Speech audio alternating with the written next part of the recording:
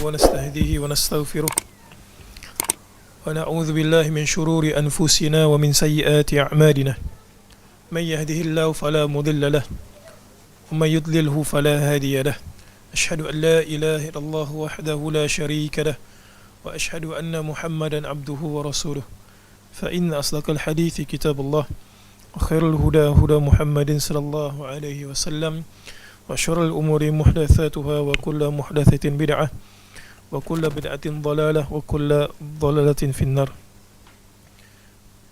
Alhamdulillah, kita sambung semula perbahasan berkenaan dengan Fiqhul Qulub karangan Profesor Dr. Basri Hafizahullah. Kita akan bermula pada malam ini di muka surat yang ke-51. Maksud hati berpenyakit. Seperti mana yang kita sebutkan sebelum ini, di antara ayat Al-Quran yang kita petik di bahagian muqaddimah adalah firman Allah Subhanahu wa taala, "Yauma la yanfa'u malu wala banun illa man atallaha biqalbin salim." Di hari yang tidak memberikan manfaat mal, harta dan juga anak pinak, illa man atallaha biqalbin salim, melainkan orang tersebut datang kepada Allah Subhanahu wa taala dalam keadaan hatinya tenang. Itu mungkin orang fikir berlaku dekat akhirat, tetapi ia sebenarnya juga, kalau kita ambil istifadah berdasarkan ayat tersebut, kita juga boleh menjadi tenang dekat dunia. Macam mana? Dengan memilih circle kita yang memiliki hati yang salim, hati yang baik. Kalau nak pilih calon isteri, pilih yang hatinya salim. Nak pilih calon suami, pilih yang hatinya salim. Jiran dan sebagainya, maka itu akan menyebabkan jiwa kita menjadi tenang.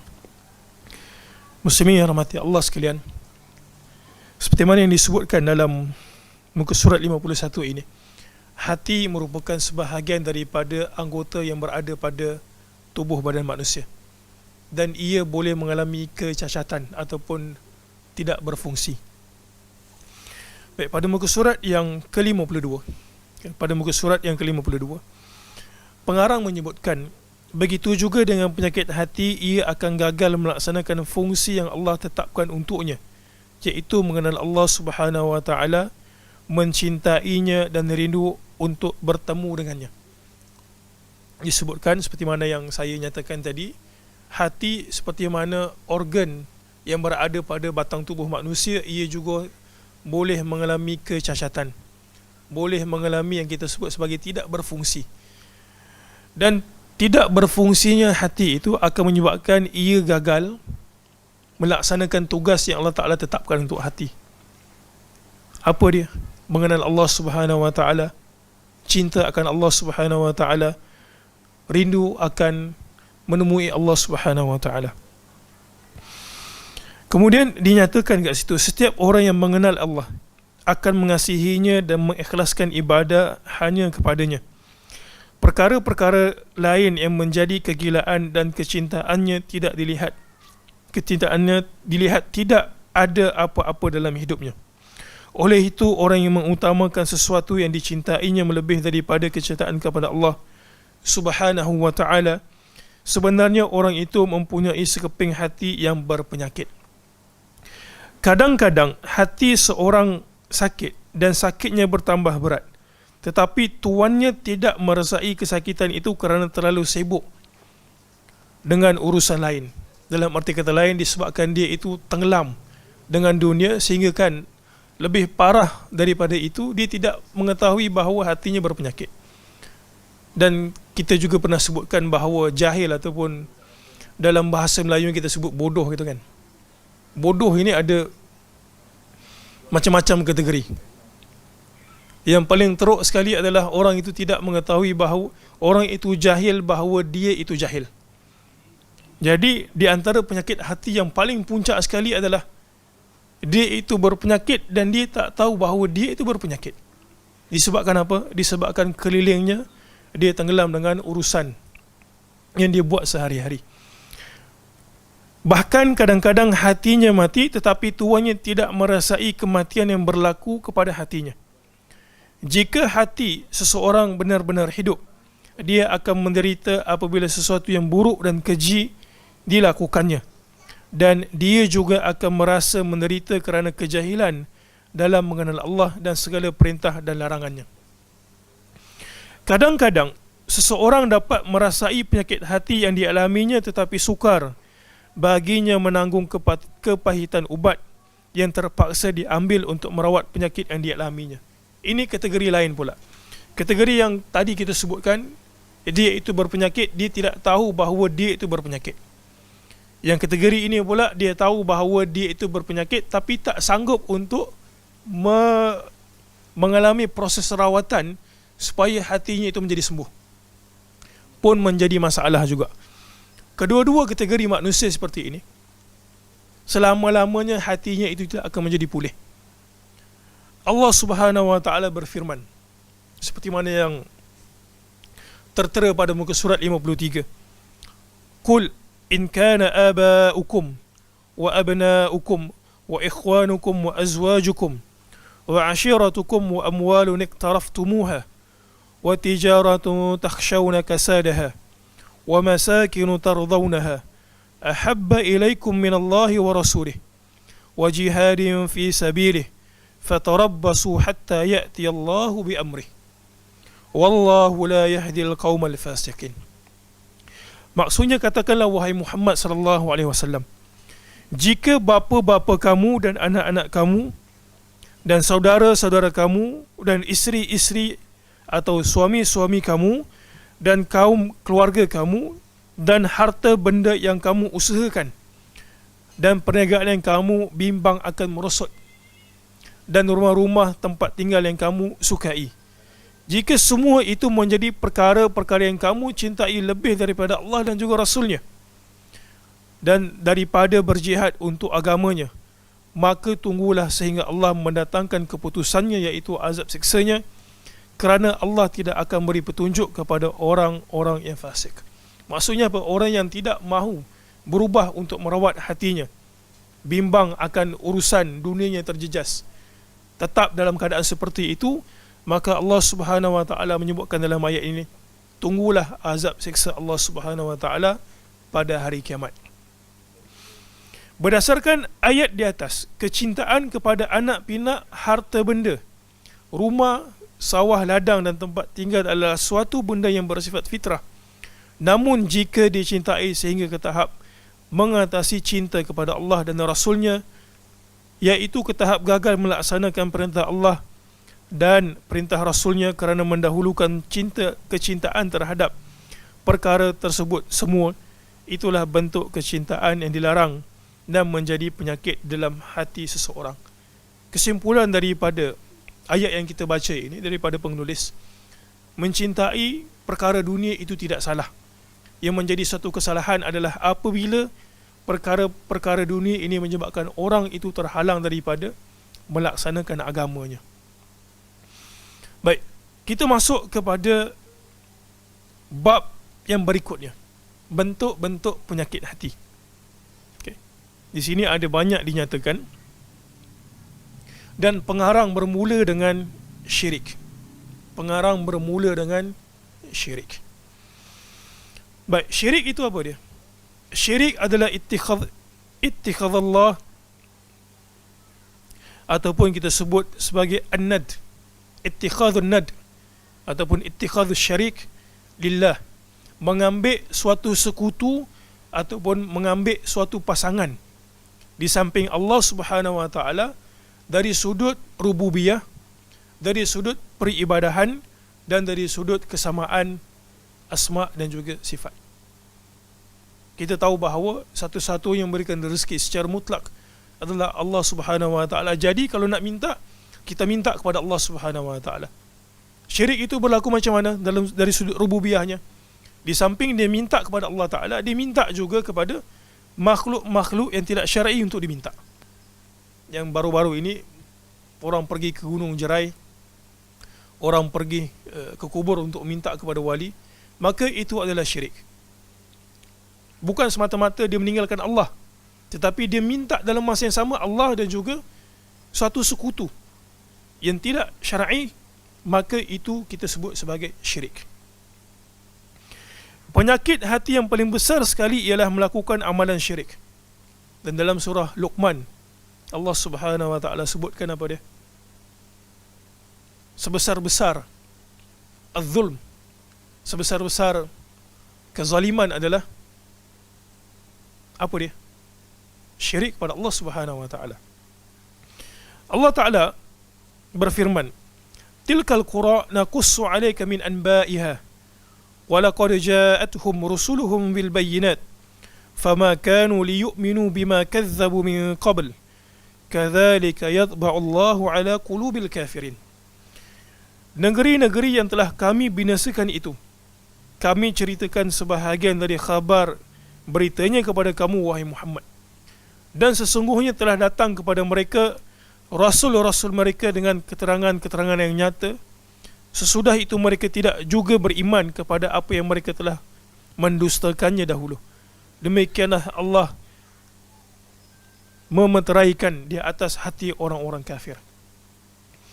Muslimin yang rahmati Allah sekalian, kenapa syirik ini merupakan penyakit yang berada di tangga yang pertama? Ada beberapa sebab. Yang pertama kita sebutkan, kerana punca satu orang itu boleh mendapat hidayah Allah Subhanahu wa taala, apa dia? Allah Taala. Dan syirik itu menafikan hidayah. Kalaulah dia tidak percaya kepada Allah Taala, ataupun dia berbelah bagi hatinya itu dengan Allah sikit, dengan makhluk sedikit, maka hidayah yang Allah Ta'ala berikan kepada dia itu juga akan berbelah bagi. Itu sebab ada sebahagian orang, walaupunlah tidak terang-terang menyatakan bahawa dia itu menyembah sesuatu selain daripada Allah Ta'ala, tetapi perbuatannya itu sehari-harian menunjukkan bahawa dia itu melakukan kesyirikan. Muslimin rahmati Allah sekalian, iman itu, apa maksud iman?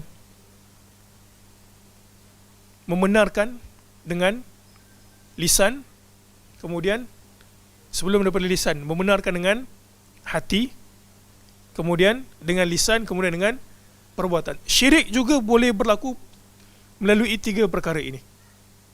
Yang paling teruk sekali adalah yang berada dalam jantung hati manusia, yang mungkin tidak ada ubatnya, melainkan dia kena taubat kepada Allah Ta'ala dan dia diberikan kesedaran. Jadi syirik seperti mana iman melalui hati, percakapan dan juga perbuatan, manusia juga melakukan kesyirikan kepada Allah Ta'ala melalui tiga perkara ini. Dalam hatinya dia beriktikad, aku percaya kepada Allah Ta'ala memberi rezeki, dan dalam masa yang sama dia juga percaya bahawa ada sebab makhluk juga memberikan rezeki yang tidak syarak. Allah Subhanahu wa Ta'ala memberikan mudarat, dan dia juga percaya kalau tak buat perkara-perkara sekian, maka dia juga akan menerima mudarat.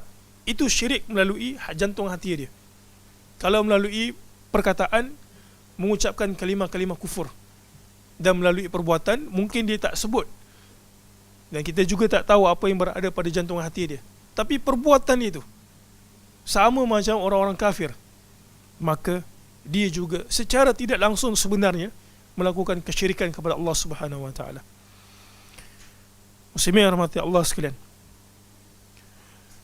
mungkin tidak dinyatakan dalam buku ini. Kalau kita lihat, sesudah syirik itu dinyatakan apa dia? Riya. Apa, mungkin ada orang tertanya-tanya, sebab dia sama, sebab kadang-kadang syirik itu dia bermula daripada i'tikad. Apa beza dia antara syirik dan juga khurafat? Kalau orang tanya, apa beza syirik dan juga khurafat? Kan orang, kadang-kadang ada orang hentam, dia nampak ustaz dia hentam benda-benda khurafat, dia pun hentam benda-benda khurafat, tapi sendiri dia tak tahu khurafat tu apa benda dia sebenarnya. Khurafat tu apa dia? Khurafat, kita pernah sebutkan kat sini kan, khurafat tu apa dia? Mungkin ada asatidzah yang telah pun sebut. Khurafat, perkataan khurafat tu asalnya pada mana? Filem khurafat satu hal, tapi tak jadi tu. Khurafat ni berasal daripada mana? Khurafat ada satu riwayat dalam hadis riwayat Ahmad,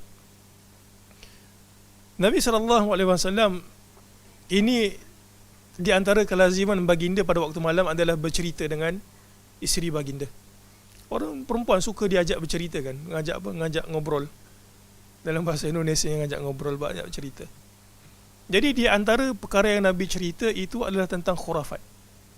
Khurafat ini sebenarnya dalam hadis itu, riwayat Ahmad itu adalah nama orang. Nama orang tu nama khurafat. Jadi macam mana, ya, sebelum daripada tu hadis ini sebahagian para ulama menilainya dhaif. Tapi kita nak bagi tahu asal usul nama khurafat itu. Ringkas cerita dalam riwayat Ahmad itu, khurafat ini hilang daripada pandangan keluarga dia. Dan dikatakan bahawa dia disembunyikan jin. Macam mana dia tahu, macam mana orang tahu bahawa dia tu disembunyikan jin? Sebab lama tak muncul, kemudian tiba-tiba dia muncul. Anak bini dia pelik. Dia kata, abang muncul pada mana? Dia kata, aku ni hilang lama sebabkan apa? Disembunyikan jin. Sejak daripada peristiwa dia disembunyikan jin itu, dia datang dengan perkara-perkara pelik, benda-benda ajaib yang tidak tahu daripada mana asal usulnya. Disebabkan itulah sebahagian para ulama menyebutkan khurafat tu apa dia? Perkara-perkara ajaib yang tidak diketahui daripada mana usulnya. Tak boleh nak diabsahkan. Cerita tu kau dapat daripada mana? Kan peristiwa-peristiwa yang berlaku dekat negara kita ni, dalam Malaysia ni terutamanya, adalah beberapa negeri yang kita tahu melakukan khurafat di gunung apa? Gunung Jerai, lagi dekat Pulau Melaka. Jadi kesamaannya itu adalah dari sudut kepercayaan. Orang bawa cerita tu, kita percaya, dan dia membawa kepada apa? Membawa kepada perbuatan yang tidak syarak. Tak percaya satu hal, berita itu tidak ada sumbernya ataupun tidak boleh diabsahkan satu hal. Tapi kalaulah berita tersebut mengandungi perkara-perkara yang dilarang syarak macam kita sebutkan tadi ni, syirik, maka ia juga sebenarnya adalah suatu perbuatan dosa besar. Dulu kalau zaman sekolah, tak tahulah kat sini, antara khurafat budak sekolah boleh, kalau pijak kasut mak mati. Tak tahulah tempat saya dah. Nah. Tapi kalau tempat saya, pijak kasut, dia kata nanti mak aku mati katanya. Mungkinlah sebab mak dia malas nak basuh kasut. Kasut zaman tu putih. Zaman saya sekolah lah, tak tahu zaman tu kita putih kot. Baru je 2018 ke atas tu je hitam. Mungkin mak dia kata, penat aku basuh kasut anak aku ni, kata. Dia kata, kalau ada kawan engkau pijak kasut engkau ni, mak mati katanya. Mungkin maksudnya istilah mak mati tu mungkin penat kot, matilah nak basuh kasut engkau kan. Itu tidaklah membawa kepada kesyirikan. Benda ajaib. Apa kaitan, kita fikir apa kaitan pijak kasut mak mati kan? Kat tempat saya lah, kat Sabah. Kau kat sini tak tahulah. Apa nama khurafat dia kat sini? Yang mungkin tidaklah membabitkan syirik. Maksudnya secara umum. Apa? Pernah dengar tak ada satu petua kata kalau nak bangkit pada waktu subuh, kata tepuk bantal, baca bismillah 3 kali gitu kan. Pernah buat ni? Tepuk bantal, baca bismillah, kata nak apa? Nak bangkit, sebut masa kita nak bangkit tu. Bismillah, bismillah, bismillah. Nak bangkit pukul 3. Itu khurafat. Kita tak tahu, benda tu ajaib. Ajaib dan juga tidak dapat dipastikan daripada mana asal usulnya. Kalau khurafat semata-mata satu benda tu bersalahan dengan prinsip kita beragama. Kan perkataan Ibnu Sirin. Ingat tak perkataan Ibnu Sirin? Di antara tokoh yang pertama dikatakan pengasas kepada ilmu rijal. Dia kata apa? Lam yakunu yas'aluna 'anil isnad. Ini rasa banyak ni perkataan ini disebutkan banyak kali kat sini. Pada zaman dahulu sahabat tak bertanya tentang sanad. Kemudian Ibnu Sirin kata apa? Falamma waqa'atil fitnah, ketika mana berlaku fitnah, masing-masing nak sebutkan daripada Nabi. Ini adalah Tuhan punya apa? Tuhan punya wahyu. Sebab apa? Nak dapat kepentingan, mungkin kepentingan duniawi, mungkin kepentingan nak sokong dia punya apa? Parti ataupun dia punya stand. Falamma waqa'atil fitnah, setelah berlakunya fitnah, qalu sammu lana rijalakum. Manusia mula bertanya, orang-orang ini kata, berikan kamu punya rijal, siapa yang bawa berita ni? Dan kita tahu dalam perbahasan ilmu jarh wa ta'dil, satu orang itu kita boleh percaya khabarnya dengan dua syarat. Ya, dalam jarh wa ta'dil, tapi dalam dunia sekarang ni juga boleh terpakai ilmu tersebut. Kalau orang tanya lah, Ustaz, itu jarh wa ta'dil tu kisah lama, hadis telah pun dibukukan, tapi dalam beragama pun kita nak ambil, jadikan apa, kata saya nak menuntut ilmu agama, boleh dipakai. Yang pertama apa dia? Orang itu ada sifat adalah. Adalah bukan semata-mata berlaku adil.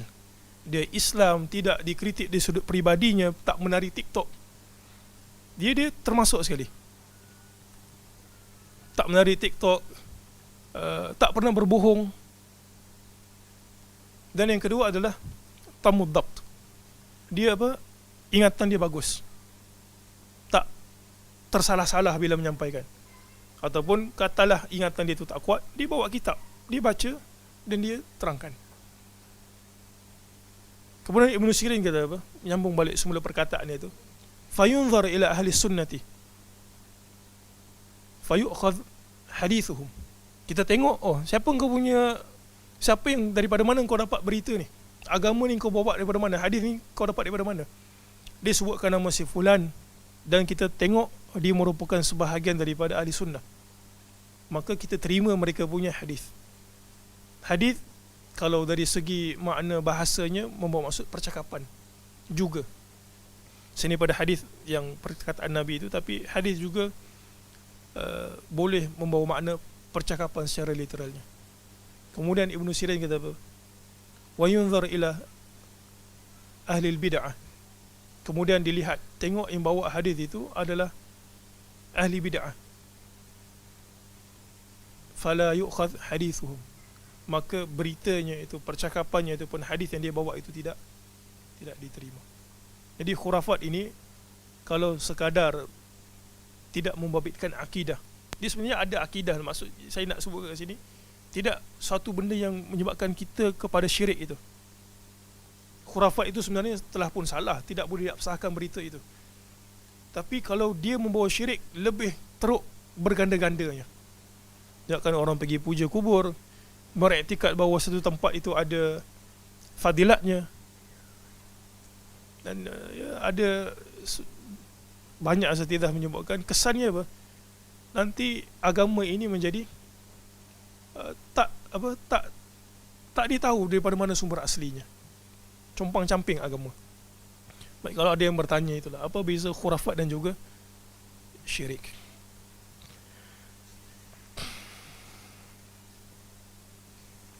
Baik, berikutnya riak. Penyakit hati yang kedua adalah riak.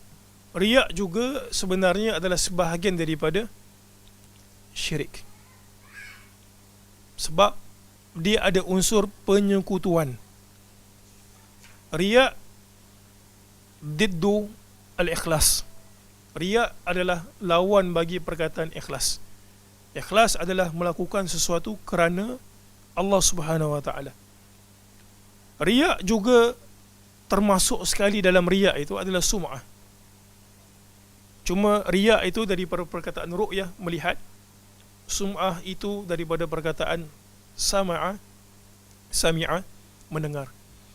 Kalau riak, satu orang itu buat satu perbuatan kerana mengharapkan orang melihat perbuatan dia itu, dan dia berbangga dengan benda tersebut. Kalau sum'ah pula, dia buat satu perbuatan supaya orang sebut kebaikan perbuatan yang dia buat.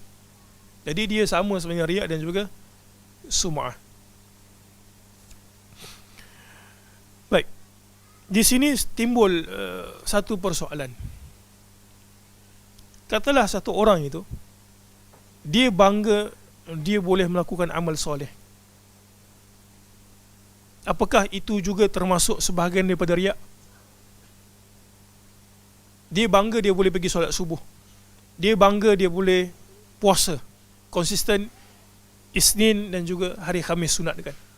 Apakah itu termasuk sebahagian daripada riak?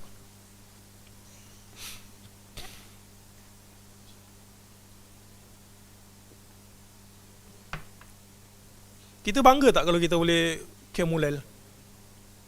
Kita rasa senang tak kalau kita boleh berjemaah kat masjid? Baik, di sini ada pendetilan. Ibnu Qudamah menyebutkan dalam Mukhtasar Minhajul Qasidin, dia kata pujian manusia ini yang kita rasa gembira ini ada dua kategori, dan tak kesemua sekali akan menyebabkan amalan itu terbatal. Kita tahu bahawa riak akan menyebabkan amalan kita itu terbatal. Allah Ta'ala akan datangkan kemudian akan hancurkan pada hari kiamat. Dia kata, kau buat bukan kerana aku. Ada hadis itu pada muka surat 57. Bukan kerana aku, Allah Ta'ala akan hancurkan amalan tersebut. Allah Ta'ala akan sentak mukanya masuk ke dalam neraka. Ala kulli hal, Ibnu Qudamah sebutkan, tak semua riak dan segala macam bentuknya itu akan menyebabkan pahala amalan itu musnah. Dia kata gembira ini ada yang mamduh dan juga ada yang mazmum. Ada yang terpuji, ada yang tercela. Baik, macam mana tu? Ringkas perkataan Ibnu Qudamah katanya, kalaulah satu orang itu pada asalnya dia niat untuk menyembunyikan amalan dan dia ibadah ikhlas kerana Allah Subhanahu Wa Taala, tetapi amalan dia itu diketahui manusia, dan Ibnu Qudamah sebut dia yakin bahawa tidak ada yang mentakdirkan benda itu berlaku melainkan Allah Ta'ala. Maksudnya dia cuba usaha untuk sembunyikan amalan, tiba-tiba amalan itu diketahui manusia dan manusia puji dia, dan dia tahu bahawa benda tersebut tak akan berlaku kecuali dengan izin Allah Ta'ala. Apakah gembiranya itu akan mendapat dosa? Jawapannya adalah tidak. Sebab pada mulanya dia itu niat kerana Allah Subhanahu Wa Taala. Yang keduanya, muslimin muslimat sekalian, itu merupakan salah satu petanda bahawa satu orang itu mendapat petunjuk Allah Subhanahu Wa Taala. Bagaimana? Kerana manusia tahu dan juga memuji dia, di samping pada masa yang sama Allah Ta'ala menutup keburukan dia. Ingat tak hadis, kalaulah ada satu mayat lalu, kemudian lebih daripada 4 kaum muslimin memuji mayat tersebut, Nabi SAW kata apa? Faqad aujabah, dimustajabkan. Jadi dia rasa benda tersebut nikmat. Maka pada ketika itu merupakan satu, kita sebut apa tak, kebahagiaan ataupun kebanggaan yang tidak menyebabkan pahala amalannya itu terbatal. Dan disebutkan, Ibnu Qudamah menyebutkan, mazmum ni macam mana pula? Mazmum adalah bila dia buat starting point dia tu, buat satu amalan memang nak manusia puji kat dia, dan untuk mendapatkan kedudukan tertentu, martabat tertentu, maka pada ketika itu dia termasuk dalam bentuk yang tercela, amalannya itu tidak diterima. Baik, antara penyakit hati yang besar juga ialah riak. Kita baca sikit, iaitu perbuatan suka menunjukkan atau menceritakan amalan dilakukan kepada orang lain tanpa ada sebab yang kukuh. Kerana ada sebahagian yang memang kita kena bagi tahu. Contoh, itu merupakan amanah orang dan kita nak buktikan bahawa amanah itu telah pun disampaikan, lalu kita khabarkan. Tetapi yang lebih afdalnya pun begitu, kita sebutkan pun begitu, yang lebih afdalnya adalah tetap menyembunyikan amalan, terutama sekali yang sunat. Kalaulah kita pergi pakai baju Melayu, pakai kain pelikat, orang tanya, oi nak ke mana tu? Kita pun sebut kita nak pergi masjid solat maghrib, tak ada masalah. Sebab dia benda yang fardu, dan tak ada kebanggaan pun. Sebenarnya bukanlah tak ada kebanggaan, kita banggalah kita boleh buat benda tersebut. Maksudnya Muslim semua buat benda tu patutnya. Pergi mana tu? Nak solat subuh. Nak pergi mana lagi waktu macam ini? Kita sebut, kita kata nak pergi solat subuh. Berbeza dengan amalan sunat. Sebab amalan sunat ni dia berbeza-beza. Dan makin banyak orang melakukan amalan sunat. Kenapa orang boleh buat amalan sunat? Sebab iman dia kepada Allah Ta'ala, keyakinan dia tu kan. Dia kata kalau aku buat ini, kesungguhan dia. Jadi itu berbeza-beza. Kalau fardu bagi tahu je, ini nak duit ni nak bawa ke mana ni? Nak bayar zakat fitrah katanya. Engkau dah bayar belum? Kalau tak, mari kita bayar sekali. Nyatakan. Sebab itu adalah kewajipan. Diberi peringatan. Aku nak bayar ni, mari join sekali pergi bayar. Mari pergi masjid sekali. Tapi untuk yang lain, sebaiknya adalah disembunyikan. Muslim-muslimat rahmati Allah sekalian. Di antara benda yang kita takut ni bukan sekadar riak tau. Tapi apa? Kita masuk ke satu kelompok yang disebut sebagai orang munafik. Percayalah, kita ini sebenarnya ada aib. Kita tak nak orang tahu. Begitu juga dengan orang munafik. Dia tak nak yang dia punya kekufuran tu diketahui, lalu dia apa? Buat-buat solat. Lalu dia buat apa? Buat-buat pergi masjid. Dan Nabi sallallahu alaihi wasallam sebut solat yang paling berat untuk orang munafik apa dia? Isyak subuh. Sebagai riwayat sebut asar itu. Isyak subuh. Kenapa isyak dan juga subuh? Sebab pada ketika itu lampu tak ada. Jadi tak nampak. Ingat tak ada beberapa khalifah yang ditikam ketika waktu subuh. So orang tak nampak siapa yang pergi tu kan. Umar ditikam. Siapa lagi ditikam? Osman secara terang-terang. Sebab orang tak nampak pada waktu tu. Jadi dia boleh, apa kita panggil apa? Boleh tak datang. Dia Ta'ala tak tahu pun. Tapi bila terang, ditunjukkan. Jadi kita tak nak masuk ke daerah itu. Sebab sebagian, kalau siapa yang pernah buka kitab tu kan, Ibn Rajab, yang mensyarahkan hadis 40 tu, Jami' Ulum wal Hikam itu, dia nukilkan di antara perkataan salaf, ikhlas itu apa dia? Apabila engkau punya zahir sama dengan engkau punya yang tersembunyi. Yang zahir tu sama, dia ada orang tak ada orang sama. Sebab kita takut kita ini masuk ke dalam daerah munafik. Baik, firman Allah Subhanahu wa taala, innal munafiqin yukhadi'una Allah wa huwa khadi'uhum wa idza qamu ila as-salati qamu kusala yura'una an-nasa wa la yadhkuruna Allah illa qalila.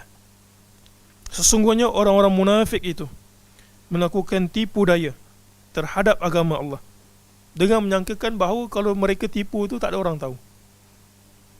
Sedangkan Allah Subhanahu wa taala yang memperdayakan mereka. Allah Taala Maha tahu. Wa idza qamu ila salati qamu kusala. Kalau mereka ini pergi menunaikan solat, mereka itu akan menunaikan dalam keadaan malas. Yura'una nas, dan sifat mereka itu adalah untuk menunjukkan kebaikan. Kenapa? Untuk menyembunyikan apa yang cacat dalam diri mereka. Wala yadhkuruna Allah illa qalila, dan mereka itu tidak mengingat Allah melainkan sangat sedikit. Jadi kalau kita ambil istifadah daripada ayat ini, kita tak nak jadi orang munafik. Kita buat sifat yang bertentangan yang Allah Ta'ala nyatakan dalam ayat ini. Apa dia? Bangkit solat dalam keadaan rajin. Kemudian, kalaulah solat berkaitan solat-solat sunat, jangan tunjukkan kepada manusia. Dan yang ketiga, sini Allah Ta'ala kata mereka ni tak mengingat Allah kecuali sedikit. Kita ingat Allah Subhanahu wa Ta'ala. Mudah-mudahan benda itu akan menyebabkan kemunafikan dalam diri kita itu hilang. Kemudian adalah hadis yang panjang pada muka surat 57. Perlu tak disebut ini hadis ni? Baik, ada satu riwayat saya nak sebutkan, riwayat yang pendek sahaja. Sebahagian menyebutkan riwayat ini tak sahih. Tirmizi dan juga Tabrani. Dia kata apa? Ada dua khoslatan, ada dua, kita panggil apa? Ada dua sifat lah kita nyatakan. Ada dua sifat. Khoslatan la yajtami'ani fil munafiq. Ada dua perkara yang tidak akan berhimpun pada diri orang munafik. Apa dia? Yang pertama, Nabi SAW sebut apa? Husnu as-samt. As-samt maksudnya dia punya keadaan itu elok. Dia punya apa? Hay'ah.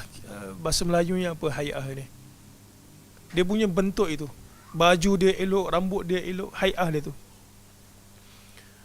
Dan juga yang kedua adalah fiqhu wala fiqhu fid din. Dan juga dia itu faqih dalam beragama. Boleh faham riwayat itu sebutkan. Nabi SAW kata, ada dua benda yang tidak akan berhimpun dengan orang munafik. Yang kedua, yang pertama apa dia? Bagus, elok keadaan dia. Dalam masa yang sama dia itu faqih dalam beragama. Kenapa? Orang munafik dia akan memperelokkan keadaan dirinya, dan dalam masa yang sama dia itu tidak faqih dalam agama. Sebab kalau dia faqih dalam agama, nescaya dia akan menjadi orang munafik. Jadi begitulah. Kita cuba memperelokkan urusan dalaman kita. Bukan sekadar kita menyatakan yang kita ini bagus, tapi dalam masa yang sama kita tidak berusaha untuk memperbaiki urusan tersembunyi.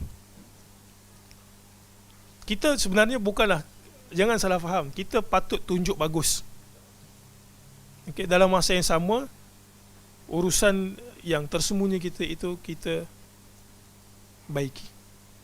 Kan banyak orang nak tunjuk bagus, sebab apa? Kalau mungkin dia tak kahwin lagi, dia nak tunjuk bagus supaya ada orang pergi minang dia. Betul tak, bermuas? Laki ataupun perempuan? Apa slogan kita? Macam mana nak tunjuk bagus tanpa menunjukkan yang kita bagus gitu. Allahu a'lam. Yang terakhir, kita sempat ni terakhir, takabbur. Jadi dua penyakit, yang pertama syirik, yang kedua riak. Kita pergi kepada yang ketiga adalah takabbur. Takabbur, Murtada Az-Zabidi menyebutkan, dia kata halah, suatu keadaan yatakhassasu, yang khusus bihal insanu min i'jabi bi nafsihi. Keadaan manusia itu berasakan takajub terhadap dirinya. Takajub terhadap diri ni macam mana jadinya? Dia kata kalau akulah yang paling bagus kat sini kan. Kalau yang paling beragama, dia kata akulah, tak ada yang boleh menandingi aku beragama. Kalau yang paling petah, akulah yang paling petah, tak ada yang boleh menandingi aku dari sudut bercakap. Dia rasa i'jab, dia rasa kagum terhadap diri dia. Wa an yara nafsahu, dan juga dia lihat, dia satu kagum. Yang kedua, dia lihat dirinya itu apa? Lebih besar daripada orang lain. Ya, dua itu Murtada Az-Zabidi disebutkan. Satu, dia rasa kagum terhadap diri dia, dan dalam masa yang sama dia rasa dia itu martabat lebih tinggi berbanding dengan orang lain. Maka terjadilah takabbur. Takabbur adalah dosa yang menyebabkan syaitan dilaknat Allah Subhanahu wa taala sampailah kiamat, tak berkesudahan. Takabbur adalah penyesalan syaitan. Ingat tak ketika mana anak Adam sujud, dan setiap kali sujud syaitan akan menyesal kerana apa? Teringat peristiwa bahawa dia itu enggan sujud ketika Allah Ta'ala memerintahkan dia sujud. Kenapa takabur ini merupakan penyakit?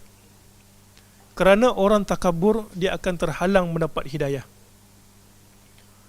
Mujahid dalam riwayat Al-Bukhari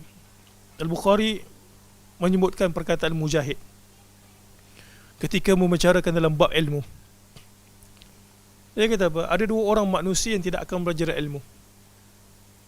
La yata'allamul ilm, tidak akan belajar ilmu, dua golongan. Yang pertama apa dia? Mustahi, orang yang pemalu. Dan juga yang kedua adalah mutakabbir, orang yang sombong. Bahasa kita mungkin sombong kot kita sebut sombong, mutakabbir. La yata'allamul ilma mustahi wala mutakabbir. Tidak akan belajar ilmu orang yang pemalu dan juga orang takabur. Pemalu ni masih ada ubatnya. Pemalu masih ada ubatnya. Mungkin dia malu nak bertanya, dia tanya kat kawan dia, boleh tak kau tolong tanya kat ustaz? Masih lagi ada ruang-ruang untuk dia belajar agama. Ataupun masih lagi ada ruang-ruang untuk dia mendapat petunjuk hidayah Allah Ta'ala. Tapi takabur ini dia bermula dengan hati. Hati dia tu kotor kan. Orang, walaupun kenapa orang susah untuk, agak-agak orang yang menyelisihi kebenaran ni kan, kita nyatakan ini salah ni sembah kubur, agak-agak dia tahu tak sembah kubur tu salah? Tahu dia.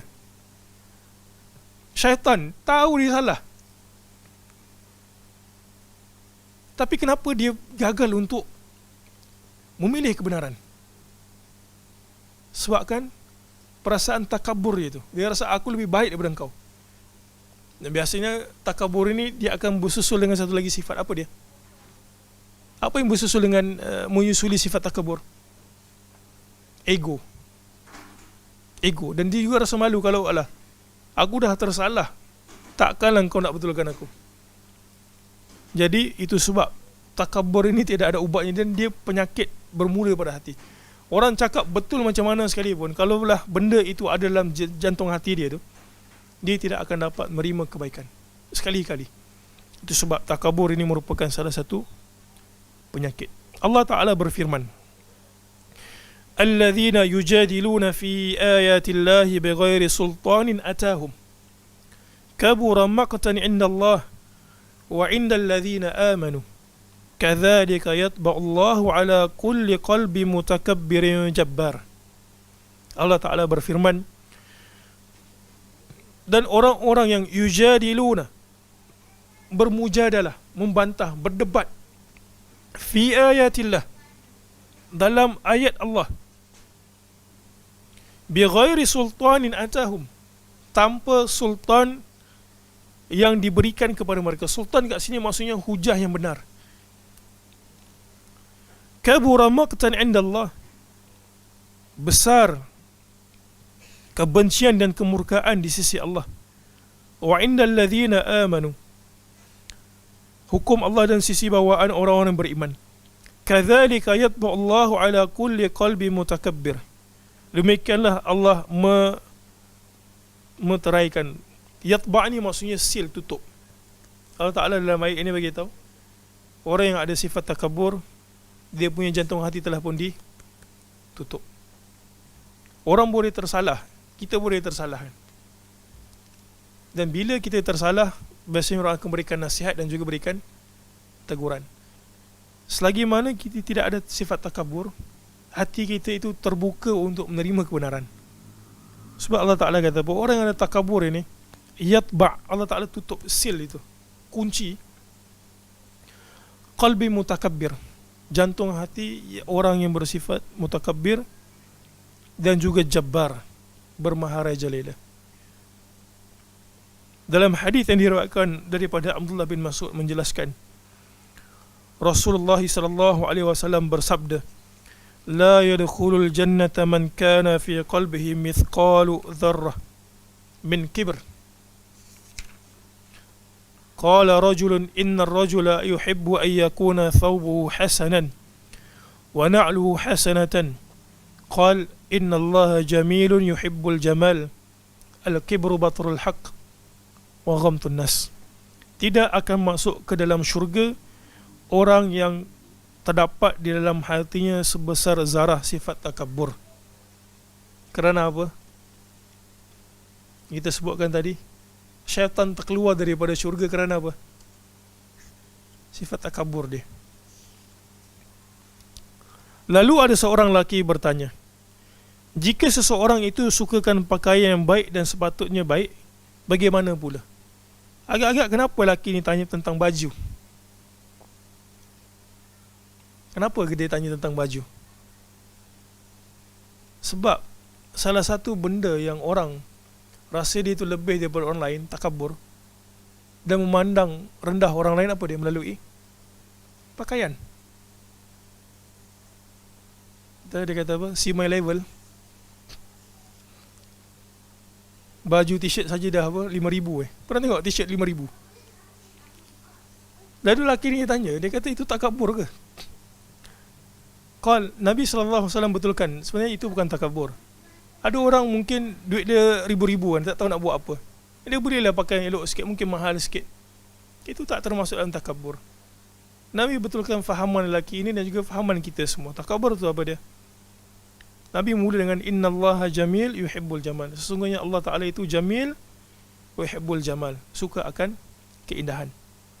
Al-kibr, takabur itu adalah batarul haq, menolak kebenaran, menentang kebenaran, wa ghamtun nas, dan juga ghamtun nas ini maksudnya memperlekehkan orang.